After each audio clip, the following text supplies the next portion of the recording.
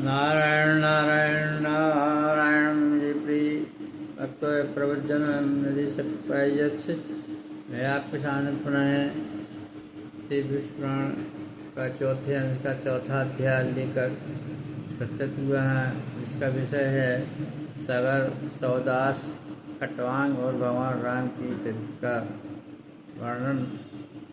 तो ओम त्रिगणाधिपते नमः। ओम सरस्वती नमः। ओम विष्णवे नमः। नारायण नारायण नारायण।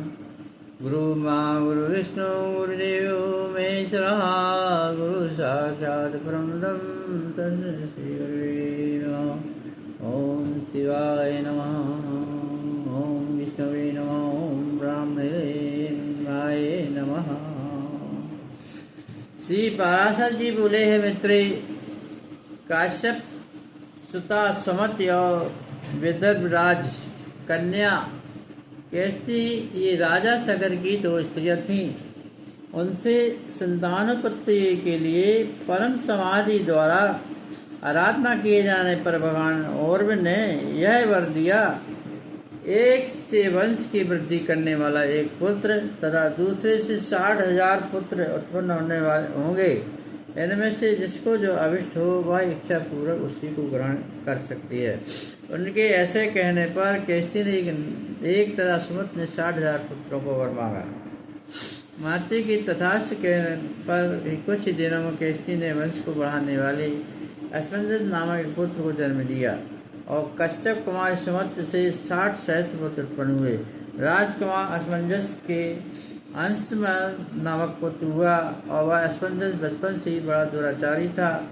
पिता ने सोचा कि बाल्यावस्था के बीच जाने पर यह बहुत समझदार हुआ, किंतु यौवन के बीच जाने पर जब उसका आचरण न सुधरा तो पिता ने उसे त्याग दिया और उसके 60,000 पुत्रों ने असमंजस के चरित्र का ही अनुकरण किया। तब असमंजस की चरित्र का अनुकरण करने वाले सगर पुत्रों द्वारा संसार में ज्ञाति संवर्ग का उच्छेद हो जाने पर सकल विद्या निधान अशेष दोषहीन भगवान पुरुषोत्तम के श्री कपिल देव से देवताओं ने प्रणाम करने के अनंतर उनके विषय में कहा, भगवान राजा सगर के सभी पुत्र असमंजस की चरित्र का ही अनुसरण कर रहे हैं। इन सब के असद मार्ग में प्रवृत्त रहने से संसार की क्या दशा होगी। प्रभु, संसार में दीन जनों की रक्षा के लिए ही आपने यह शरीर ग्रहण किया है, अतः इस घोर आपत्ति से संसार की रक्षा कीजिए प्रभु। यह सुनकर कपिल ने कहा, ये सब थोड़े ही दिनों में सब नष्ट हो जाएंगे। इसी समय सगर ने अश्वमेघ का आरंभ किया और उसमें से उसके पुत्रों द्वारा सुरक्षित घोड़े को कोई व्यक्ति चुरा कर पृथ्वी में घुस गया। तब उस घोड़े के खुरों के चिन्हों का अनुसरण करते हुए उनके पुत्रों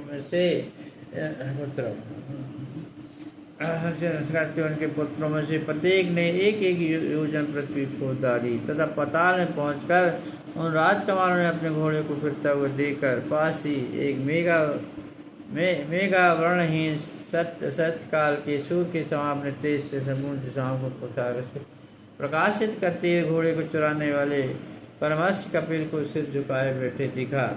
तब तो दुरात्मा अपने शत्रुओं को उठाकर यही हमारा अपकारी और यज्ञ में पिंड डालने वाला है। इस घोड़े को चुराने वाले को मारो मारो ऐसे चलाते हुए उनकी ओर दौड़े। तब भगवान कपिल देव ने कोई आंख बदल के देखते हुए अपने शरीर से उत्पन्न हुए अग्नि से जलकर नष्ट हो गए। तदनंतर महासागर को जब मालूम हुआ कि घोड़े का अनुसरण करने वाले उनके समस्त पुत्र महर्षि कपिल के तेज से दग्ध हो गए हैं, तो उन्होंने असमंजस के पुत्र अंशमान को घोड़ा ले आने के लिए नियुक्त किया। वह सगर पुत्रों द्वारा खोदे हुई महर्षि कपिल जी के पास पहुंचा और भक्ति विनम्र होकर उसकी स्तुति की।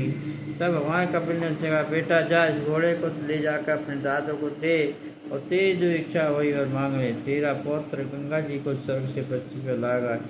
इस पर अंशमान ने यही कहा कि मुझे ऐसा वर दीजिए जो ब्रह्मांड से आयत होकर मरी हुई मेरी स्वर्ग के पितृगण को स्वर्ग की प्राप्ति कराने वाला हो। यह सुनकर भगवान ने कहा, मैं तुमसे पहली कह चुका हूँ कि तेरा पौत्र गंगा जी को स्वर्ग से पृथ्वी पर लाएगा। उसके जल से उसकी अस्थियों की भस्म का स्पर्श होते ही ये सब स्वर्ग को चले जाएंगे। भगवान विष्णु की चरण नख से निकले हुए उस जल का ऐसा महात्म्य है कि वह कामना पूर्वक केवल स्नादि कार्यों में ही उपयोगी हो, सो नहीं अपितु बिना कामना के मृतक पुरुष की अस्थि चर्म स्नायु अथवा केश आदि का स्पर्श होना से ये उसके शरीर को कोई अंग गिरने से भी वह देहधारी को तुरंत स्वर्ग में ले जाता है। भगवान कपिल के ऐसे कहने पर वह उन्हें प्रणाम कर घोड़े को लेकर अपने पितामह की यज्ञशाला में आए। राजा सगर ने भी घोड़े के मिल जाने पर अपना यज्ञ समाप्त किया और अपने पुत्रों को देवी सागर को ही अवनिष्ठ ने इसे अपना पुत्र माना और अंशुमान के दिलीप नाम का पुत्र हुआ और दिलीप से भागीरथ हुआ, जिसने गंगा जी को स्वर्ग से पृथ्वी पर लाकर उनका नाम भागीरथी कर दिया। भागीरथी सहोत्र, सहोत्र स्तुति, स्तुति से नवाब, नवाब से अम्बरीश, अम्बरीश से सिंधुदीप, सिंधुदीप से अयतायु, अयतायु से ऋतुपूर्ण नामक पुत्र हुआ, जो राजा नल का सहायक और दूध कीड़ा का पारदर्शी था। ऋतुपूर्ण का पुत्र सर्वकाम था, उसका सुदास, और सुदास का पुत्र सौदास मित्र शाही हुआ। एक दिन मृगिया के लिए वन में घूमते घूमते उसने दो व्याघ्र ले गए, उन्होंने संपूर्ण वन को मृगहीन कर दिया। ऐसा समझकर उसने उनमें से एक को बाण से मार डाला। मरते समय अति भयंकर रूप क्रूर बंधन राक्षस हो गया, दूसरा भी मैं इसका बदला लूंगा, ऐसे दान हो गया। कालांतर में सौदास ने एक यज्ञ किया और यज्ञ समाप्त होने पर जब आचार्य वशिष्ठ जी बाहर चले गए तब वह राक्षस वशिष्ठ जी का रूप बनाकर बोला, यज्ञ के पूर्ण होने पर मुझे मनुष्य के मांस का भोजन कराना चाहिए, अतः तुम ऐसा अन्न तैयार कराओ कि मैं अभी आता हूँ। ऐसे कहकर वो बाहर चला। फिर रसोइये का वेश बनाकर राजा की आज्ञा से उसने मनुष्य का मांस पकाकर उससे निवेदन की। राजा भी उसे स्वर्ण पात्र में रखकर वशिष्ठ जी के आने की प्रतीक्षा करने लगा और उनके आते हुए मांस निवेदन कर दिए। वशिष्ठ जी ने सोचा, हो इस राजा की कुटिलता तो देखो, जो ये जानबूझकर भी मुझे खाने के लिए मांस देता है। फिर यह जानने के लिए कि किसका है विधानावस्था मैंने देखा यह तो नर मांस है। तब तो क्रोध के कारण शुद्ध सिद्ध होकर उन्होंने राजा को हिसाब दिए, क्योंकि तूने जानबूझकर ही हमारी जैसे तपस्या के लिए अच्छा में यह मांस खाने के लिए तेज से लोलुपता हो गया था, तू राक्षस हो जाएगा। तदनंतर राजा का यह कहने पर कि भगवान आपने तुम ऐसी आज्ञा दी थी, तब वशिष्ठ जी ये कहते हुए कि क्या मैंने ही ऐसा कहा था।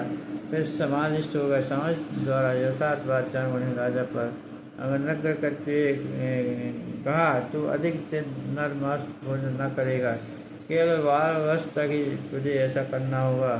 वशिष्ठ जी के ऐसे कहने पर राजा सुदास भी अपनी अंजलि में जल लेकर मुनिवर को साप देने के लिए उत्तर दिया, किंतु अपनी पत्नी मदयंती द्वारा कौन की, भगवान ये हमारे कुलगुरु हैं, इनको देव आचार को साप देना उचित नहीं है।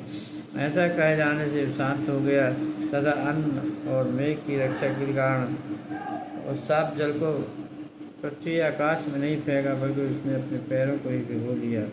उस क्रोध युक्त जल से उसके पैर झुलस कर कलमास रोण चित कपड़े हो गए। तब इसका नाम कलमास पाद हुआ। तब वशिष्ठ जी के साप के प्रभाव से छठे काल में अर्थात तीसरे दिन के अंतिम भाग में राक्षस जवाब धारण कर वन में घूमते हुए अनेकों मनुष्यों को खाने लगा। एक दिन उसने एक मनुष्य को ऋतुकाल के समय अपनी भार्या से संगम करते देखा। उसे अति भीषण राक्षस को देखकर भय से भागती हुई दंपतियों में से उसने ब्राह्मण को पकड़ लिया। तब ब्राह्मणी ने उसे नाना प्रकार से प्रार्थना की और कहा, राजन प्रसन्न हुई, आप राक्षस नहीं है बल्कि इच्छा के कुल तिलक महाराज मित्र से हैं। आप स्त्री सहयोग के सुख को जानने वाले हैं। मैं अतृप्त हूँ, मेरे पति को मारना आपको उचित नहीं। इस प्रकार उसके नाम विलाप करने पर उसने उस ब्राह्मण को उस प्रकार भक्षा कर लिए जैसे बाघ अपने पशु को वन में पकड़ खा जाता। तब ब्राह्मणी ने तंग होकर राजा को साफ दिया, अरे तूने मैं अतृप्त रहती हुई मैं इस प्रकार मेरे पति को खा लिया, इसलिए कामिक भोग में प्रवृत्त होती तेरा अंत हो जाएगा। इस प्रकार साफ देकर वह अग्नि में प्रविष्ट हो गई। 12 वर्ष के अंत में साफ मुक्त होने पर एक दिन विषय कामना प्रवृत्त होने पर रानी मदयंती ने उस ब्राह्मण के साथ को स्मरण करा दिया। तभी से राजा ने स्त्री संभोग त्याग दिए। पीछे दूतहीन राजा की प्रार्थना करने पर वशिष्ठ जी ने मदयंती की गर्भधान किया। तब उस गर्भ में 7 वर्ष विचित होने पर जन्म लिया तो देवी मदयंती ने उस पर पत्थर से प्रहार किया। ऐसे उसी समय पुत्र उत्पन्न हुआ और उसका नाम अस्मक हुआ। अस्मक के मूलक का नाम पुत्र हुआ, और जब परशुराम जी द्वारा पृथ्वी छत्रहीन किया जा रहा था उस समय उस मूलक की रक्षा वस्त्रहीना स्त्रियों ने घेर कर की थी। इससे उसे नारी कवच भी कहते हैं।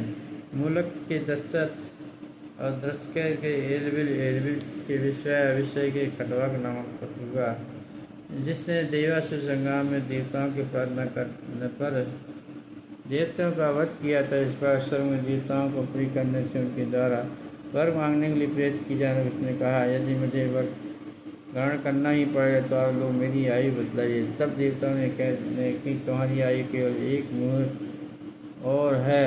वह देवताओं के लिए दिए हुए एक अनवरत गति विमान पर बैठ कर बड़ी शीघ्रता से मृत्यु लोक में आया। कहने लगे, यदि मुझे ब्राह्मणों की अपेक्षा कभी अपनी आत्मा को प्रीता नहीं होती, यदि मैंने कभी स्वधर्म का उल्लंघन नहीं किया है, संपूर्ण देव मनुष्य पशु पक्षी और बिछादी में से अच्युत के अतिरिक्त मेरी अनुदृष्टि नहीं हुई तो मैं निरतापूर्वक उस मणिजन वंदित प्रभु को प्राप्त हूँ। ऐसा कहते हुए राजा खटवाक ने संपूर्ण देवताओं के गुरु अकथनीय स्वरूप सत्ता मात सहित परमात्मा भगवान वासुदेव में अपना चित्त लगा दिया और उन्हीं में लीन हुआ।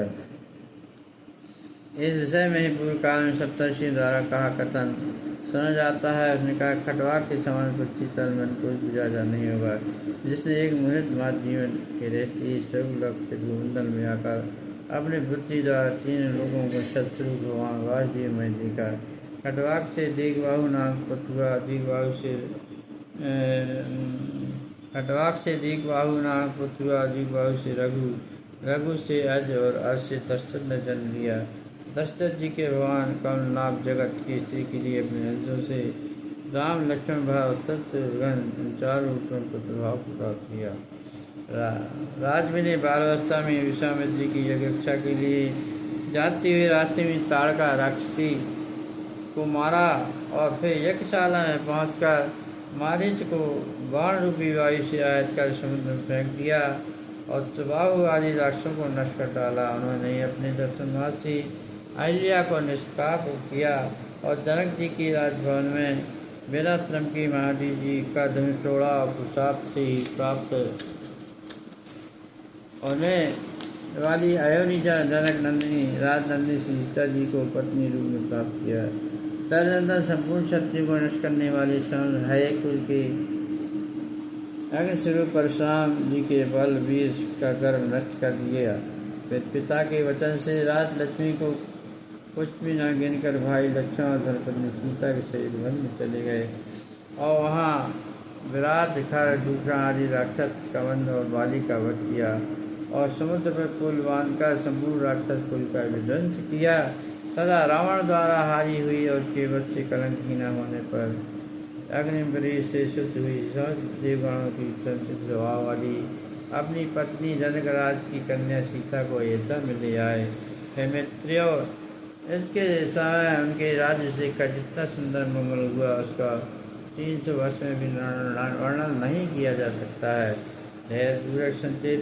दशरथ नंदन श्री रामचंद्र जी प्रसन्न मदन लक्ष्मण भरत शत्रुघ्न भीषण सुग्रीव अंगन जामवान और मनवान आदि से छत्र साम्राज्य द्वारा सेवित हो ब्रह्मा इंद्र अग्नि यम नैऋति गरुण आयु कबीर विषाण आदि संपूर्ण देवगण वशिष्ठ वामदेव वाल्मीकि मार्केंडी विश्वामित्र भरद्वाज और अष्ट आदि मुनियन तथा तक यजु शाम अर्थवेदों से की जाते हुए नृत्य गीत वाद आदि संपूर्ण मंगल सामग्री सहित वीणा वेण मतंग भेरी पटाय संकाल और गोमक आदि बाजों के घोष के साथ समस्त राजाओं के मध्य संपूर्ण लोगों की रक्षा के लिए विधि पूर्वक हुए।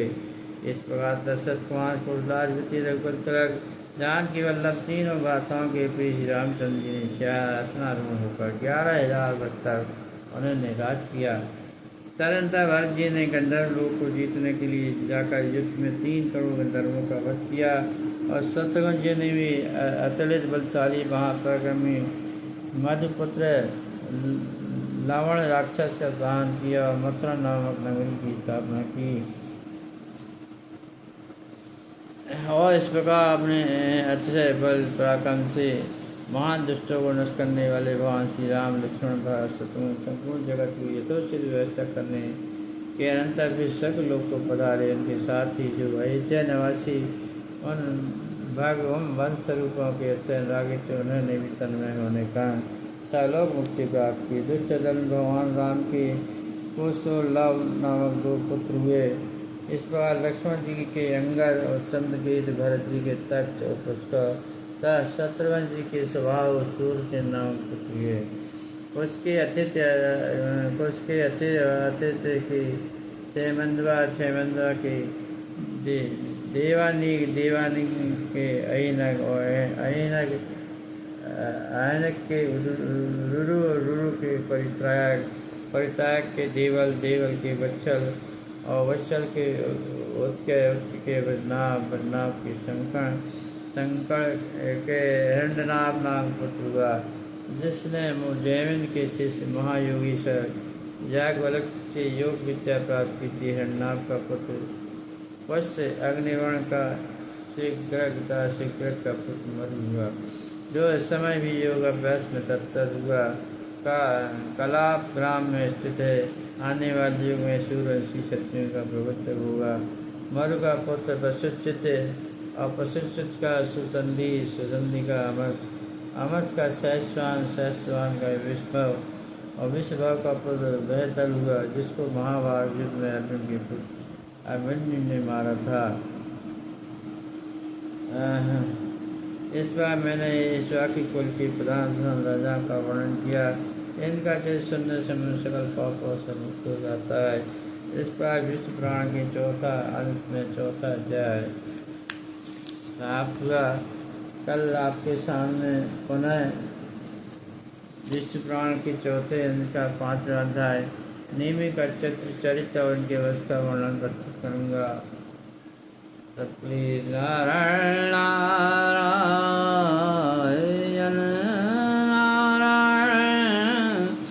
नारायण भज मन रे मन मोरे, नारायण नारायण भज ले रे मन मोरे, नारायण नारायण नारायण नारायण नारायण नारायण नारायण नारायण भजन नारायण नारायण नारायण भजन रे मन मोरे, नारायण नारायण नारायण नारायण नारायण नारायण